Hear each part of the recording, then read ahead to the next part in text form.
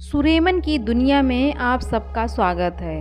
अगर आप इस चैनल पर नए हैं तो चैनल को सब्सक्राइब ज़रूर कर लें। तो चलिए बढ़ते हैं आज की कहानी की ओर।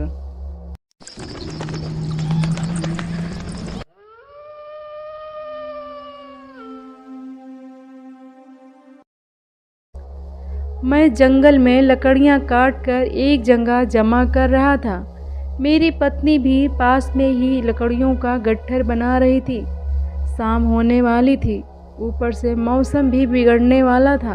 बादल धीरे धीरे छाने शुरू हो गए थे। लकड़ियों के गट्ठर बनाते बनाते शाम हो गई। लकड़ियों को इस हाल में छोड़ भी नहीं सकते थे, क्योंकि गीली हो जाती तो कोई काम की नहीं रहती। मेरे वृद्ध माता पिता और मेरा बेटा घर में अकेले थे। मुझे उनकी चिंता हो रही थी। मैंने अपनी पत्नी को आवाज़ लगाई, अरे राधा, सुनती हो? बारिश होने वाली है, जल्दी से लकड़ियाँ उठाओ और घर चलो। पर कुछ लकड़ियाँ अब भी बाकी है बांधने को। राधा पूरी लगनता के साथ लकड़ियाँ बांधते हुए बोली, अब जो भी बंध गई है उसी को उठाओ और चलो यहाँ से।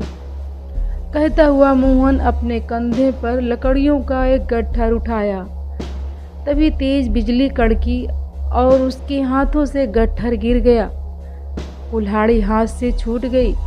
तेज बारिश शुरू हो गई। थोड़ी ही देर में अंधेरे ने जंगल को अपने आगोश में ले लिया।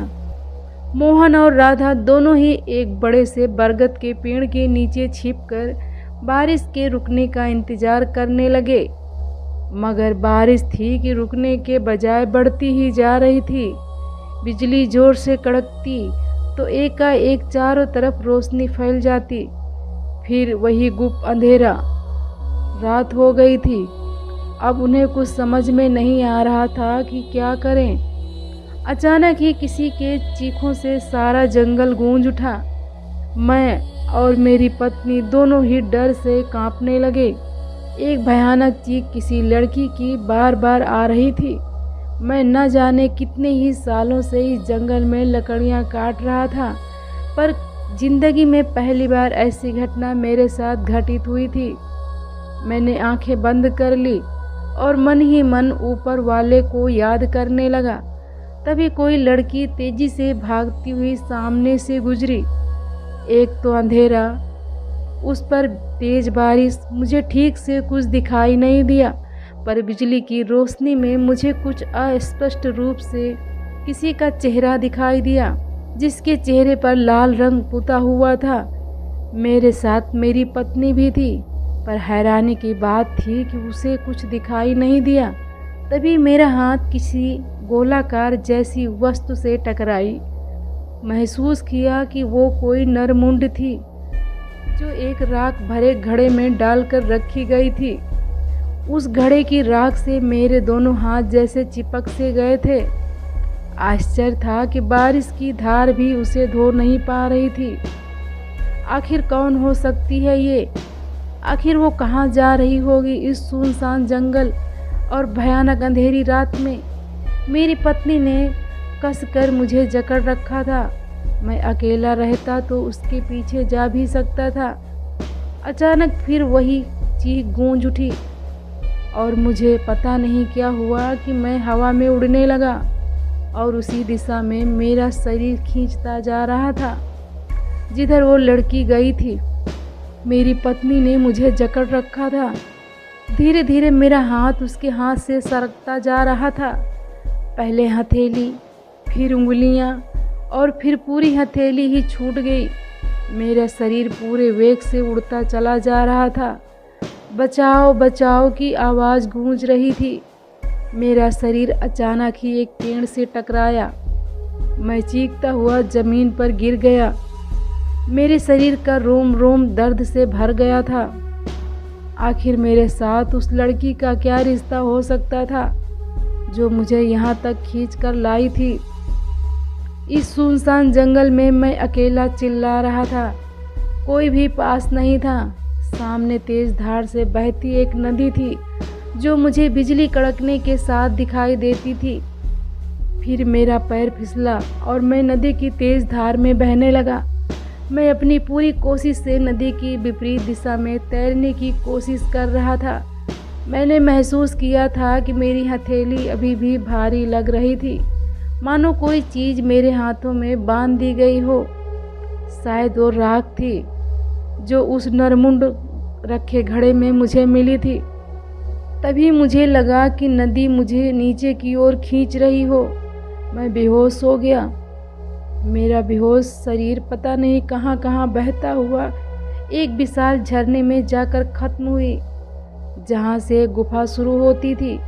मुझे होश आया तो देखा बारिश नहीं थी, वहाँ सिर्फ अंधकार था। घने अंधकार में मुझे एक जगह दिए की रोशनी दिखाई दी। मैं घिसड़ता हुआ रोशनी की तरफ बढ़ा। एक बड़े से पत्थर के पीछे कोई काला साया खड़ा था। मैंने आवाज़ दी और जोर से चिल्लाया, कौन हो तुम? एक भयानक हंसी सुनाई दी मुझे। फिर एक चीख, फिर एक भयानक हंसी, फिर एक चीख। इसी तरह का सिलसिला चलता रहा। कौन हो तुम और मुझसे क्या चाहते हो? मैं जोर से चिल्लाया। तभी एक लड़की की आवाज़ गूंज उठी, प्लीज़ मुझे बचा लो भैया, प्लीज़ मुझे बचा लो। कहती हुई उस लड़की का शरीर सामने रखे पत्थर पर जोर से टकराया। आह आह, फिर से उसकी दर्दनाक चीख उभरी। मुझे कुछ समझ नहीं आ रहा था कि क्या करूं। उस लड़की का शरीर अब उड़कर एक टीले पर जा बैठी। मेरे पैरों और हाथों पर चोट लगी थी। रहस्यमयी रूप से अब वो पत्थर गायब हो गया था और उस टीले से रोशनी फूटने लगी थी। मैं उस लड़की की ओर बढ़ा। तभी एक तेज रोशनी की किरण मेरे आंखों पर पड़ी और मैं दूर जा गिरा। अब मुझे समझ में आने लगा था कि वो लड़की मुझसे मदद मांग रही थी।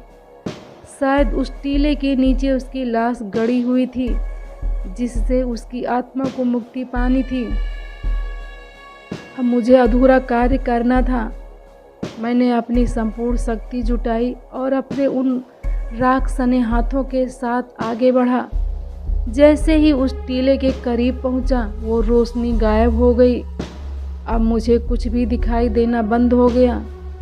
मैं घिसटता हुआ टीले के करीब पहुंचा और जैसे ही उसे छूने की कोशिश की, एक तेज चिंगारी निकली वहां से और मैं दूर जा गिरा।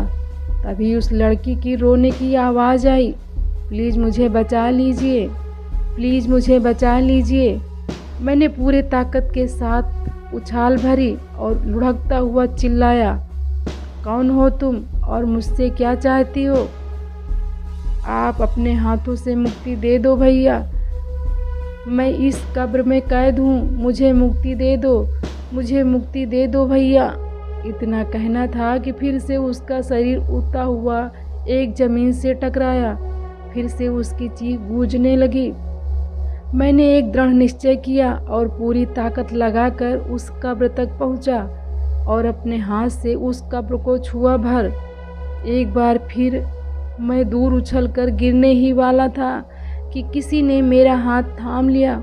उसने वही नरमुंड अपने हाथों में ले रखा था जो उस बरगद के पेड़ के नीचे मिला था।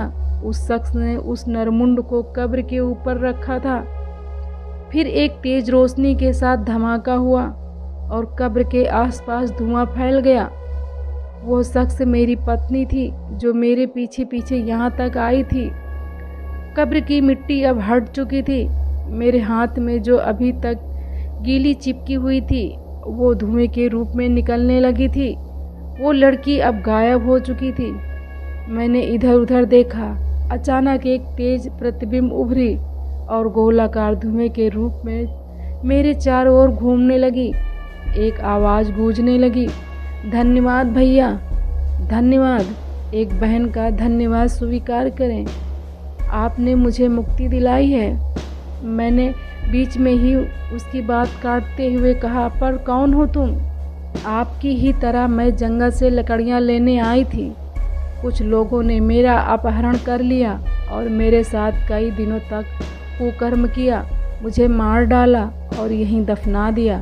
मेरे सिर को काट कर उसी बरगद के पेड़ के नीचे एक घड़े में छुपा दिया था और उन्होंने एक तांत्रिक की मदद से आमंत्रित कर मेरी आत्मा को कैद कर दिया और दूर से जाकर एक राख भरे घड़े में बंद कर दिया।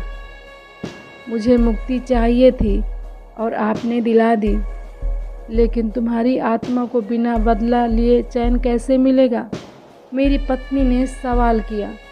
क्या करें दीदी, अब कमज़ोर और निसहाय औरत का यही नसीब है। हम अपने पर हुए जुल्मों को दिखा भी नहीं सकते।